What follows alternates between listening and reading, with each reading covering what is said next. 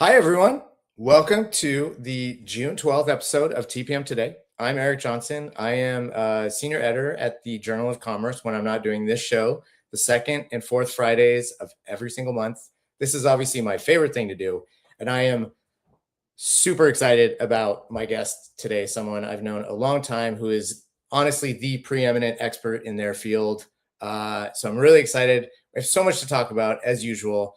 I'll tell you about who's going to be the guest in just a few minutes. It's on a very topical subject, of which he is the best person to talk to. So I can't wait to talk to him about it. How's that for vague post, as we would say on X these days? Really quickly, I wanted to mention the Inland Distribution Conference, Inland 26 for short, is coming up fast and furious. It's going to be here right after the summer, September 28th through 30th, downtown Chicago. My guests will be there, by the way, if that's any sort of enticement for you to register. Another enticement, June 24th, advance rates end. So that's the best rates you're going to get. Don't come knocking on my door saying, hey, Eric, I need some good rates on this. No, you got to register right now. Get in the door. These are the best rates you're going to get at this point. So, and we have lots, by the way, we're adding more and more to the program. So keep checking the program as well, because we're adding a lot over the next couple weeks. Before everyone breaks for summer, we're going to have a lot of the program set. But as I said, my guest is already on it. So you can see his name before you even click on the registration link or the agenda link. News of the week. I just wanted to highlight one thing. It's really interesting. We're sort of having flashbacks to the pandemic right now. My colleague, Bill Mongaluzzo, the preeminent shipping journalist who's been doing it for almost as long as I've been alive, wrote a story this week about a spike in container shipping rates. So we have on the truckload side, we've been talking about this on previous shows. I'm sure we'll get into it a little bit, what the reasons for it. On today's show, we've seen a huge spike in truckload rates, both spot and contract.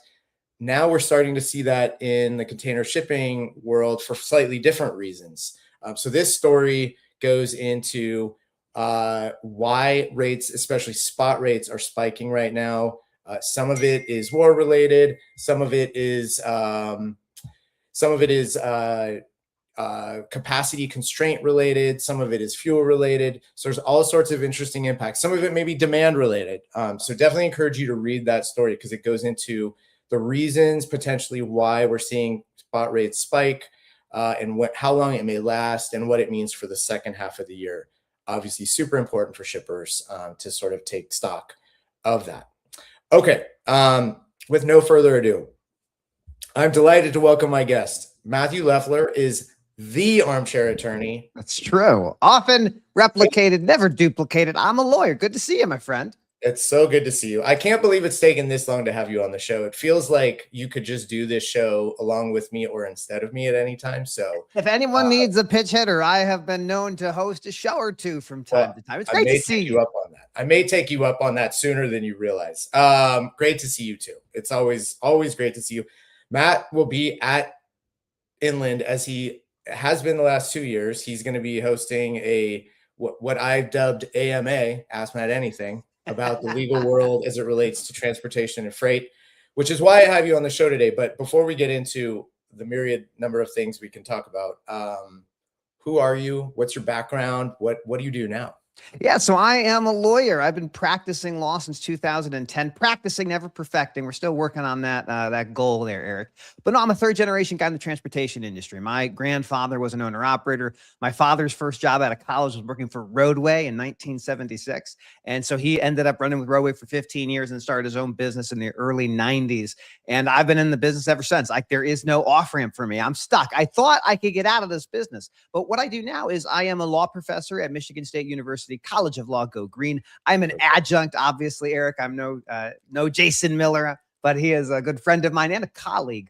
And I also do a lot of legal commentary. So I kind of run around helping people understand what's going on. The last thing I do is I'm on the board of an incredibly interesting company called Velocity out of Riverside, Missouri, Kansas City area that does the design, deployment, and service of all of the IoT devices to keep the supply chain moving, from warehousing to robots and cameras on trucks and trailers. So I love the business, Eric. I love it. I know you love every aspect of it. And I know your pet favorite part of the business is trailers and Who doesn't love trailers? That's the thing. I think that people make a mistake, Eric. Everyone loves trailers, but I'm yes. the only one brave enough to say it Let's out say it loud. out loud. Yeah, we all hide it under our breath and worship them at night. But you actually, you evangelize about Yeah, it. I'm talking 53-foot dry vans with swing doors. I'll talk a 28-foot pup with composite panels with a roll-up door. You got to keep that freight nice and dry and protected. And only thing that can do that, or at least right now, is that trailer. Yeah. Well, agreed. I mean, there's nothing to move if you don't have wheels underneath it to move it. So, right. Yeah. Absolutely. All right. The main reason I wanted to have you on is because over the last few weeks, the industry has been wrestling with the so-called Montgomery decision that was just decided by the Supreme Court. We talked about it a little bit on my last episode, but the last person actually was a lawyer, but is not like actively practicing. It was Jesse at Vuma. Did you know he's a lawyer? I don't know, but most people that are lawyers or former lawyers, we're all trying to get out of that business. Yeah. It's like, that was something I dabbled with in college, but I'm not like that anymore. So, give people a background on what this case is and why it's so meaningful and why there's been so much attention on it.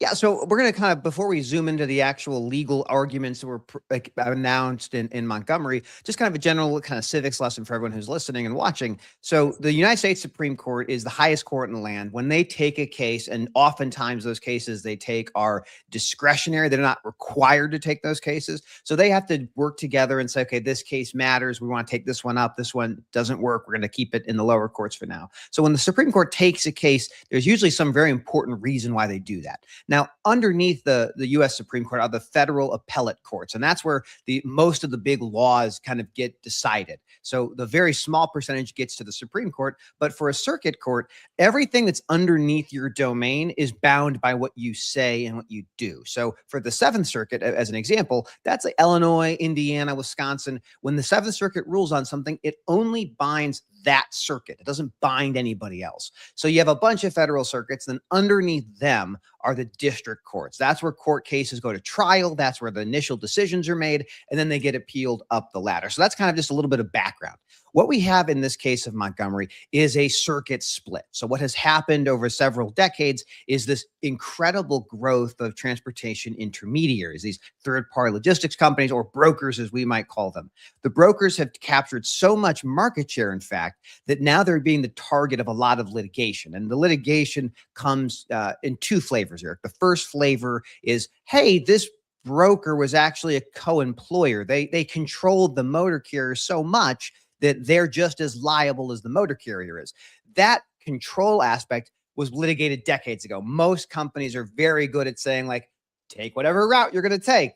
Just make sure you do the movement for what I've agreed to pay you. So there's not as many control cases as there used to be. But what we have seen are this rise of negligent selection. The idea being, you, broker, selected this trucking company, and this trucking company was unsafe, and somehow they had some terrible thing happen. You should be on the hook for hiring this motor carrier. And that is what the fundamental question before the Supreme Court was. So going into Montgomery, there were two circuit splits, two big splits. On the one side, you had the Ninth Circuit and the Sixth Circuit, and they're saying, we believe that brokers should have some liability in terms of hiring a motor carrier. It's all with this law behind them called F4A. F4A is an aviation statute, but there's a piece of it that's carved out for brokers. And what they basically say in that statute is brokers are in charge of price, route, service. That's what they do. The motor carrier is in charge of the truck. They're in charge of the trailer. They maintain it, they own it, or they lease it. They're the ones that deal with the motor vehicle side. On the other side, you had these other jurisdictions that said, we don't think brokers can be held liable. We, in fact, think that any claim against negligent selection against a broker is going to be preempted by this F4A statute. And that was the Seventh Circuit and the 11th Circuit. So going into this, Eric, we had all the makings of something truly remarkable. You had a federal circuit split, you had a federal statute being decided, and you had everybody in the world watching this case to figure out what happens when you take this broker liability question and finally get it before the Supreme Court to get some sort of uniformity. And my goodness, what happened was not what I expected. So what happened? You don't leave us hanging here. I mean, I think people know essentially what the outcome was, but like, what was the case? What is the significance of the way it was decided? Yeah. So the way to, well, just diving into the facts for a moment. So this happened in Illinois. So part of the Seventh Circuit Court of Appeals, like in that world. And the truck driver who was in the accident, Sean Montgomery, was the plaintiff. He was parked. He's a truck driver himself. He was parked. Another vehicle that was operated by this company called Carib Transport, Transport 2, actually, must have been an earlier one, but Transport 2, they were driving and the driver wasn't paying attention. Wherever it happens, he ends up colliding with Sean Montgomery. Montgomery loses his leg, and the broker who organized this transportation was in fact C.H. Robinson. And so Robinson had been successful in other cases saying, hey, we're not liable for this type of negligent selection. They've been pretty prolific in vocally talking about this. But when the Supreme Court finally came calling, what you had was this incredible breakdown that we had not seen in a long time. So first and foremost, what did the federal government do? Well, under the Biden administration, the federal government and the Department of Transportation, as well as the FMCSA, said, we believe that brokers should be responsible for negligent hiring. We want to keep those cases alive. Well, you can imagine when you have a change of administration, we're going to change policies regardless of what the policy might have been initially. So our FMCSA, our DOT, and our Department of Justice all came out on the side of C.H. Robinson. And the arguments that they said were pretty reasonable. Brokers are not safety regulators. Brokers are not experts in vehicles and maintenance and repair, and they don't own the truck. They don't own the tractor. Why? They don't own the trailer. Why would we want them to be kind of a pseudo regulator? So you have the government on the side of CH. In addition, you have the U.S. Chamber of Commerce. And the U.S. Chamber of Commerce is the most powerful business organization that has ever existed. Over 300,000 company members, millions of companies that are part of the local ones, the city and state chambers and county chambers of commerce. Those guys were also in favor of C.H. Robinson, and their track record before the Supreme Court under Justice Roberts, 80%. So if the Chamber of Commerce is at your back, you're probably going to win. So going into this case, we had the most conservative Supreme Court we've had in 100 years, in my opinion. You have the U.S. Chamber of Commerce on your side. You have the Department of Transportation, FMCSA on your side. Things are looking pretty good for the folks at CH. On the other side, I think this is probably what was most surprising to me, but it makes sense, was all of these states, 29 states in the District of Columbia, all filed an amicus brief, a friend of the court brief, with SCOTUS and said, hey, we're not part of this case, but we have a really strong opinion, and we want you to know what that opinion is. And their belief was that absolutely brokers have some responsibility. Absolutely. The only reason their residents are getting injured is because a broker selected a motor carrier who had an accident. And so the states were also pushing on behalf of the plaintiff, Sean Montgomery, to have this liability decided on in their favor. The last fact that's worth noting is I listened to the oral arguments. I encourage anyone who cares about Supreme Court stuff, you should maybe listen to one of these sometime. But Paul Clement, who was the advocate for Sean Montgomery, is perhaps the greatest Supreme Court advocator in my lifetime and many other people's lifetimes. His track record before the Supreme Court is 65% success rate. So he's really good. And he's not a Republican, Democrat. He's a mercenary like so many of us lawyers. Like, you hire him and you have one of the best advocates you can ever find. So that's kind of all of the background. So what we come to find out on this decision that's less than 8 pages long, 18 or so if you include the concurrence, is a unanimous decision. And the unanimous decision says absolutely brokers have some skin in the game. Now, does it mean every broker's liable? But what the Supreme Court opened up is this ability in every single federal jurisdiction and likely every state jurisdiction to say, if you are a broker and you had some reason to know or should have known the motor carrier was unsafe, you are going to have to answer for how you selected them. The questions that don't get answered, and these are the most important questions: what is an unsafe motor carrier? Nobody knows. Nobody knows. And then what is a reasonable selection process? Also, nobody knows. And so only way we know those answers is through litigation. You're going to have state litigation, federal litigation. Those cases will make it up to appeals at these appellate courts. And then maybe they get back to Supreme Court, maybe not. But that is where we sit right now. Post Montgomery, now the floodgates are opening, and we're going to be seeing what that looks like in the days, weeks, and years to come. So there's been a lot of conjecture about those next the next phase of like how this plays out, right? So there's been, and you've been, you've been on shows, you've been leading the discussions on this about like the implications of where this goes from here. So does it impact small carriers?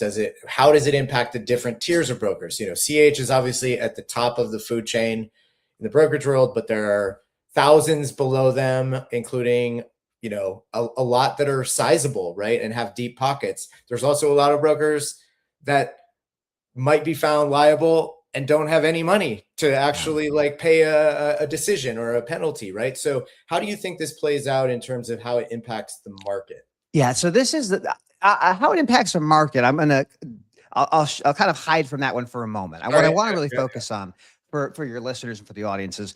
How did we get here? How in the world do we get here? If you go back 20 years ago, brokers moved 5% of freight, but today brokers move 25, maybe 30% of all freight. So it's a massive change. But what hasn't changed? One example, and I'll use this as the key piece of how you should think about this issue, is what is the minimum liability insurance for a over-the-road motor carrier? And that number is $750,000. That's for general freight. That's the liability minimum you must have to operate in this country. Now, that number was set in 1985. Now, Eric, I'm going to be very candid. And I want to show my cards. I was born in 1985. I'm 41.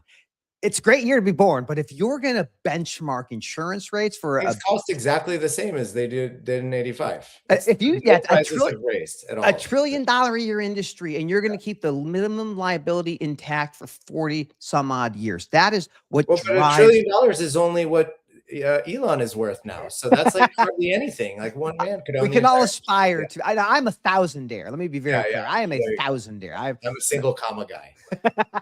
Anyway, sorry, I didn't mean to sidetrack. But the thing is, like, if you have this gap of insurance, and the FMCSA, which is the regulator for the trucking industry, has gone to the Congress every 4 years and said, hey, here's this big gap that we have.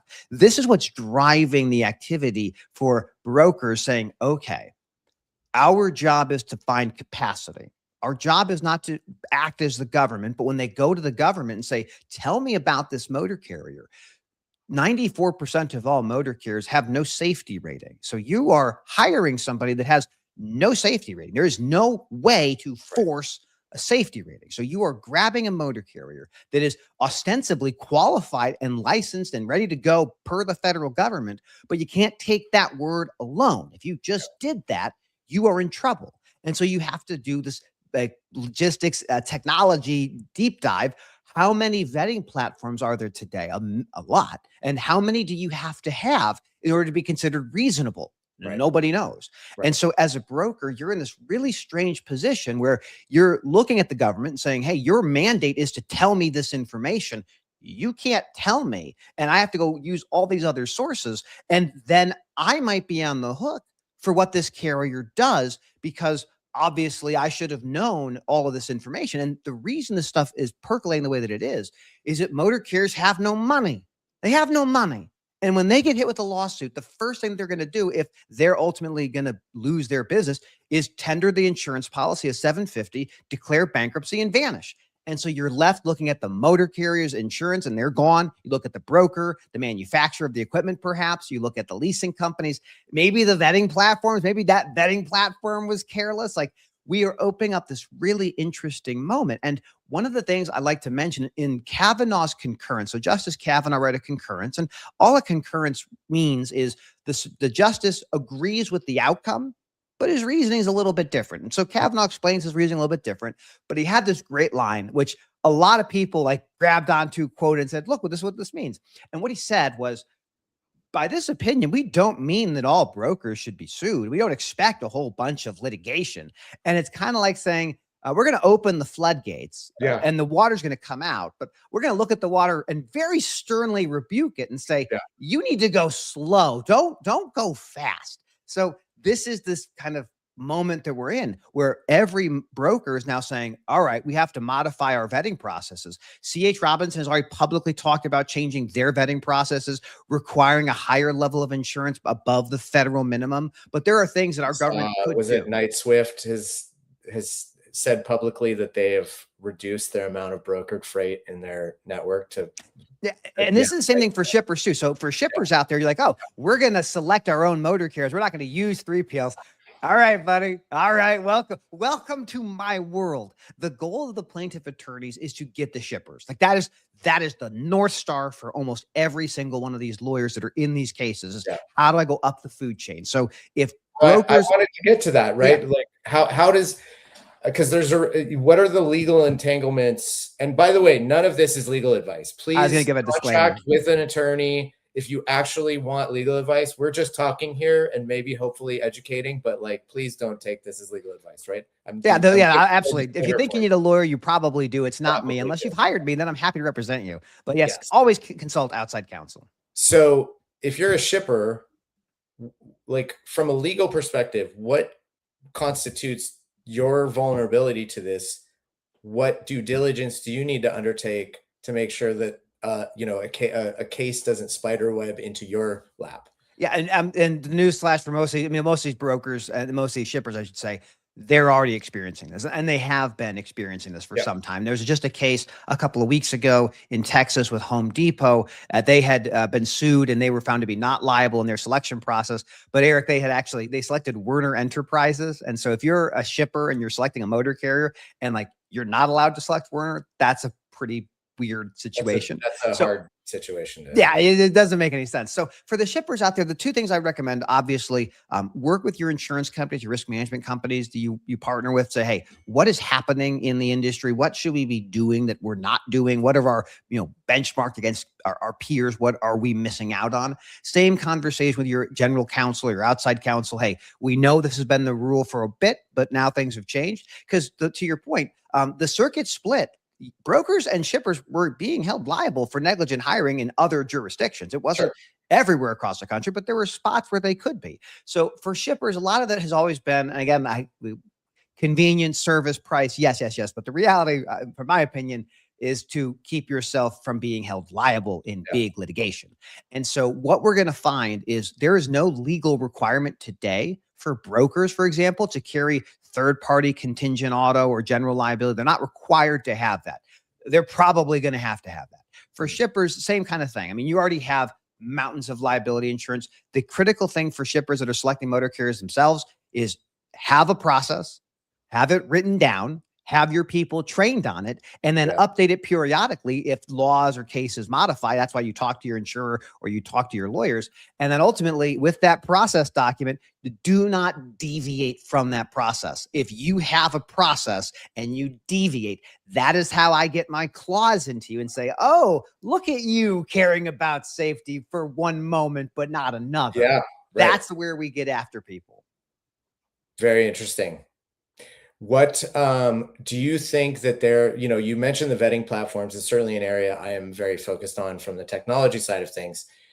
Do you think there's going to be a sort of like, whether it's written or unwritten mandate that everybody needs to be at least working with one of these vetting platforms to show that diligence has been done to make it part of that SOP that you just talked about? Yeah, I think absolutely. Whether it's going to be 2 vetting platforms or 3 vetting platforms, you're going to have a couple is my suspicion. You're going to have a couple. The thing that I really am optimistic about, and again, I don't know if I should be optimistic, but call me. I'm a happy-go-lucky guy. Can't keep you down. We had International Road Check just a couple of weeks ago, and the national out of service rate for commercial vehicles is 22%. And we haven't got the numbers yet from this one, but 22% of all commercial vehicles are unsafe at any speed. That means that your freight is on a truck or a trailer that if someone stopped it and looked at it, they go, oh, that doesn't have enough tire tread depth, doesn't have working lights. There's something wrong with this truck and trailer. And so we have seen this big push, and many of the listeners and viewers know this, but we've seen driver qualification being in the spotlight, English language proficiency, non-domicile CDL. Got to that, So these things are driving some kind of capacity crunch. But if you think about this, 20,000 people have not passed an English language proficiency. There's still no hard and fast rule to say, what do you have to do when you're done with this? Can you just start driving again? Many just start driving again. But we are talking about 1 million trucks and trailers that if you stop them and looked at them, you would go, that is unsafe. And so if we're trying to look at brokers and shippers and saying, hey, you all are going to be on the hook for hiring unsafe motor carriers, ladies and gentlemen, this industry is very unsafe. And there are things we could proactively do that would help it. But changing liability to a broker or to a shipper does not make the underlying motor carrier safer, but it does, as time goes on, the brokers and the shippers will just increase their own like internal metrics, like got to have this amount of insurance in order for you to work with me, as opposed to the government stepping in and doing what they probably ought to do, which is raise insurance, increase inspections, and ultimately fund the FMCSA for the task they are mandated to accomplish. To maybe put it in a really crude analogy, football, not soccer, football. If you are expected to not hold on every single play, but then 1 out of every 5 plays, the officials are not going to call holding, but you don't know which one it is. Absolutely. Not a great thing to be able to like abide by the rules that you're supposed to be. Yeah, I mean, yeah, you're exactly right. I mean, what we really need in this industry is a radical transformation of how we view mechanical safety. Crash data, for example, is not a great proxy for safety because it just says the truck was involved in an accident. The things that I care a lot about are driver's hours of service and driver pieces, and then the maintenance and repair. Yeah, for sure. We are coming up on time. I did want to get your thoughts on what's next. What's sort of like the next legal thing that's on your radar? Because I know you're looking years out ahead on this stuff. So I mean, this is one of my favorite moments in time. Like everyone who's here and listening and watching, this is the most powerful generation we've ever had. Like you individually have more power than any person in human history has ever had. You can make your voice known as these things are percolating and happening and moving forward. One example, Eric, is the waiver of the triangles when a truck breaks down so that autonomous vehicles can use a beacon. Essentially, truck breaks down. The law is you have to put cones out and you have to get them out within 10 minutes. And with a robot, you don't have to do that. There's no drone to put these little placards up. And so the FMCSA had this waiver period for people to comment and say, can we allow the beacon, this big spinning light, to serve as the waiver, the technology we're going to use for. Yeah, exactly right. And this technology, this waiver is asked for 5 years. It applies to every other commercial manufacturer of autonomous vehicles. And there were less than 400 comments on that waiver that was put out there. So the future is being written right now, and many people do not know. They don't participate. And when it happens, don't come crying to me because I love the robots. I welcome our robot overlords. But we are watching this really fascinating transformation as automation increasingly infiltrates every aspect of the supply chain. And once it's here, just as profound as deregulation or containerization before that, you cannot go back once it's here. Once it's here, there's no way to go back. Yeah, very interesting. That's a great thought. I would encourage you to listen to everything Matt does and says. You don't have to like follow it, but you should listen to what he says. So, I appreciate that. Yeah. Last question. I ask this of every guest. Who's your favorite band or musician? And you have to tell me why. I'm actually going to go with They Might Be Giants. I have always found that They Might Be Giants to be one of my favorite groups. They have this pathway of kids songs that are about science and numbers and the alphabet that's great for young people. But for older people like myself, being an ancient 41-year-old man, it's just got this great kind of cathartic, peaceful, but very sharp wit that I've always been a big fan of. So I love They Might Be Giants. Istanbul was Constantinople. Now it's Istanbul, not Constantinople. Been a long time gone since Constantinople. Now a Turkish delight on a moonlit night.